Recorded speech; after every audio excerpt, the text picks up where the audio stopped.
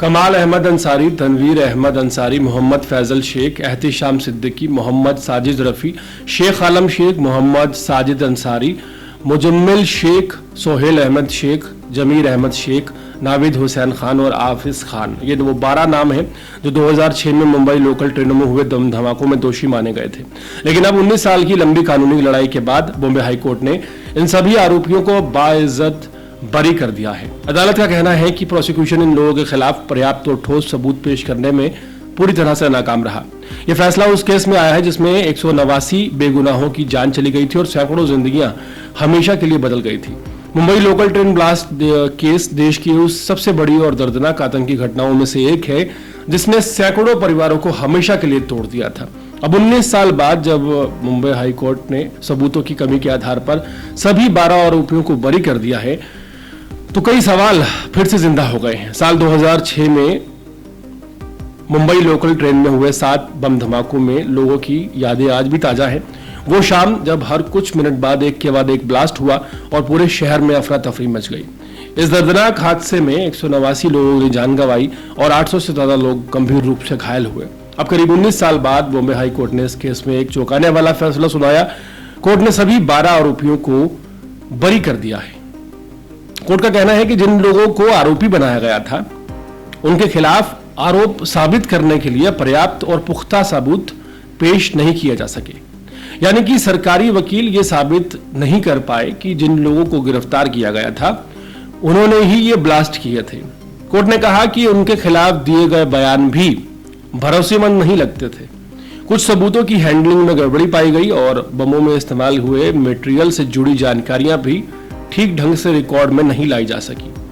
11 जुलाई 2006 को जब मुंबई की वेस्टर्न लाइन की फर्स्ट क्लास बोगी में बम ब्लास्ट हुए थे तब पूरा देश दहल गया था। खार, बांद्रा, माहिम, जोगेश्वरी, बोरीवली, मटांगा और मीरा बयानदार जैसे रेलवे स्टेशन के पास इन धमाकों को अंजाम दिया गया। इन ब्लास्ट में RDX, ammonium, nitro, fuel oil और कीलो से बने गए बम इस्तेमाल किए गए जिन्हें प्रेशर कुकर में टाइमर से फिट कर रखा गया था। इस मामले में पुलिस ने शुरुआत में 30 लोगों को आरोपी बनाया जिनमें से 13 पाकिस्तानी नागरिक थे। 2006 में ही एंटी टेररिज्म कोर्ट ने कई लोगों को गिरफ्तार किया। करीब 9 साल तक केस चला और 2015 में स्पेशल मकोका कोर्ट ने 13 में से 5 लोगों को फांसी, 7 को उम्र कैद और 1 को बरी कर दिया।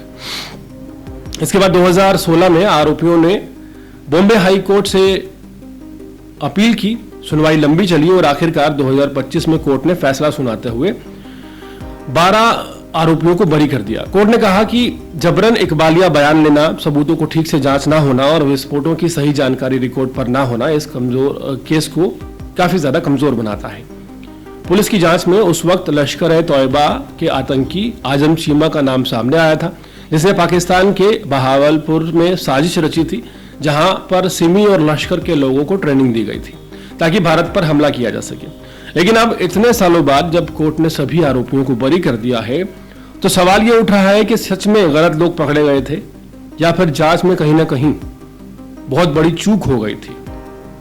इस फैसले से एक और जहां उन परिवारों को झटका लगा है जिन्होंने अपने लोगों को खोया, वहीं दूसरी ओर कानून व्यवस्था और जांच प्रक्रिया पर बड़े सवाल खड़े हो गए।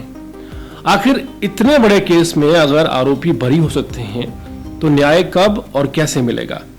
इस केस का अंत भले ही कानूनी तौर पर हो गया हो लेकिन देश के दिलों में इस दर्दनाक हादसे की टीस हमेशा बनी रहेगी। अब देखना यह होगा कि आगे इस मामले में कोई नई जांच या रिव्यू होता है या नहीं होता।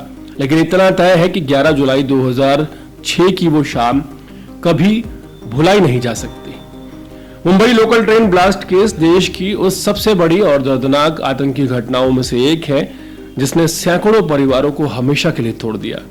अब 19 साल बाद जब बॉम्बे हाई कोर्ट ने सबूतों के अभाव में 12 आरोपियों को बाइज्जत बरी कर दिया है तो कई सवाल फिर से जिंदा हो गए। सवाल यह है कि क्या सही लोगों को सजा मिली थी? दूसरा सवाल यह है कि क्या जांच में गंभीर लापरवाही हुई? और सबसे बड़ा सवाल यह है कि 179 बेगुनाहों की मौत का असली जिम्मेदार आखिर कौन है? इस फैसले से न्याय प्रणाली पर भरोसा रखने वालों को झटका जरूर लगा है। पीड़ित परिवार के लिए ये फैसला न केवल दर्दनाक है बल्कि एक तरह से अधूरा न्याय भी है। अब जरूरत है पारदर्शिता, निष्पक्षता और गहराई से दोबारा जांच की, ताकि उन मासूमों की मौत के असली गुनाहगार सामने आ सकें और देश को यह भरोसा हो सके कि न्याय देर में भले ही मिले लेकिन अंधेर में नहीं रहता।